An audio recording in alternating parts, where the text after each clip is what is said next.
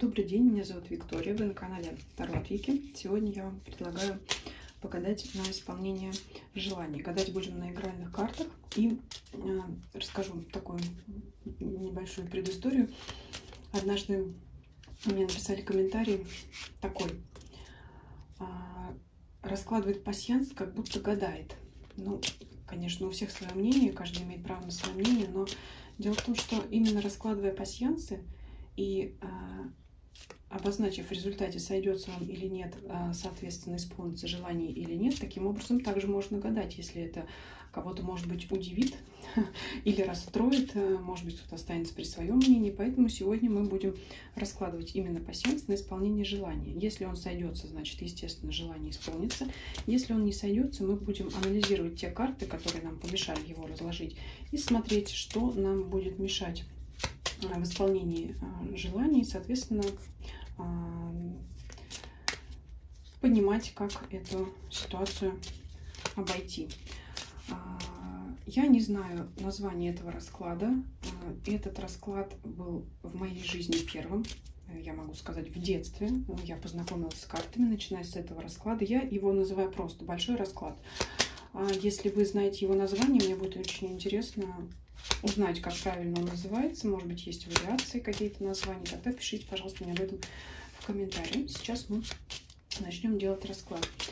Чтобы вам не показалось скучным выкладывание всех 36 карт на столе, будет полезно, конечно, и необходимо думать, визуализировать свое желание, да, о том, что оно уже как будто осуществилось. Итак, думайте о своем желании на протяжении всего расклада. Мы будем смотреть. Я думаю, по ходу вы поймете, что это за расклад. Я думаю, многие его знают.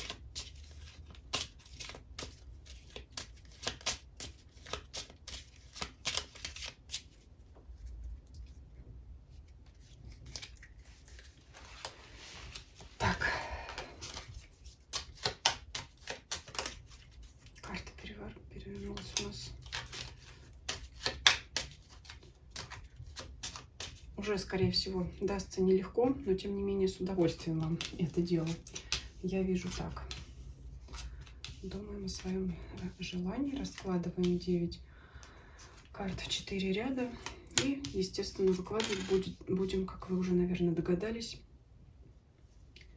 по мастям. Задача данного пасьянса — выложить по порядку карты всех мастей, так, чтобы одна масть была в одном ряду. Есть вариации данного расклада, но суть все равно у них одна. Новую карту всегда берем с последнего столбика. Дама пик ушла у нас первая. То есть те карты, которые у нас открываются первыми, они менее всего будут мешать нам в исполнении нашего желания. И те карты, которые останутся нераскрытыми, естественно, в них будет заключаться загвоздка, если таковые останутся.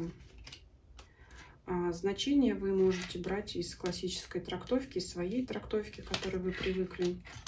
Ну, то есть сейчас наша задача, как говорится, вскрыть все карты и понять, будет ли нам что-то препятствовать или нет. Думайте о своем желании.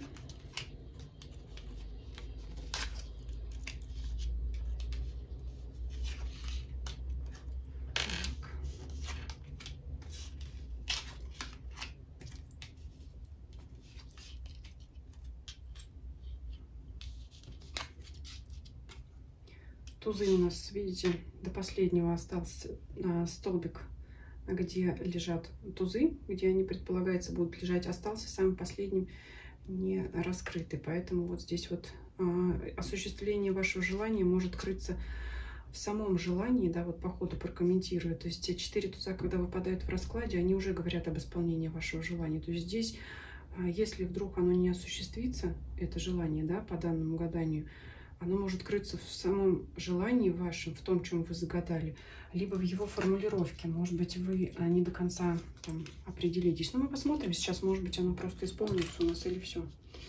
И все, и не стоит разбирать даже данный вопрос.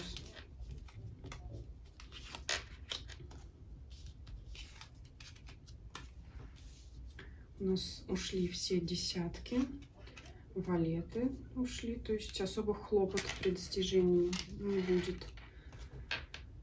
Просто я смотрю в первую очередь, какие карты уходят по рангу, да? Те наименее всего будут препятствовать. Дамы у нас ушли. Что у нас здесь еще? Туз, туз, шестерка бубен. Короли ушли, то есть люди не будут препятствовать. Ну, и я могу вас поздравить. Расклад полностью завершу. Не все вам тут видно.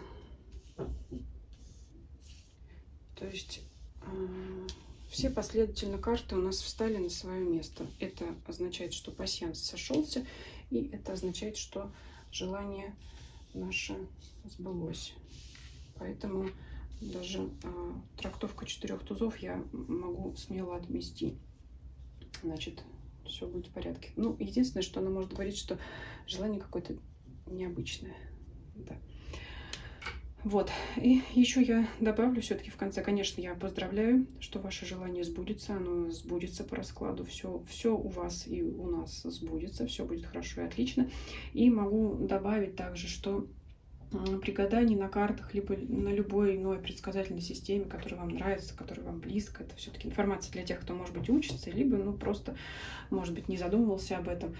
Перед гаданием любой предсказательной системе, то, может быть, маятник или рамки, или карты, можно задать любую установку свою, будь то пасьянс, это игра на одного, да, но почему бы не дать такую установку, да, если пасьянс сойдется, значит желание сбудется. Я думаю, что это вообще не новое и странный комментарий о том, что раскладывание пасьянса — это не гадание. Смотря что вы под этим подразумеваете, смотря что вы в это вкладываете. Также любой ритуал, да, может быть казаться бессмысленным набором действий, тогда это будет просто набор действий. В то же время, если вы вкладываете в этот смысл, вы, естественно, подразумеваете при этом какой-то символизм, исполнение вашего желания, либо какие-то другие действия, намерения, тогда это уже становится магическим воздействием. Да? Ну, я думаю, вы понимаете, о чем я говорю. Поэтому также и значением карт у всех разные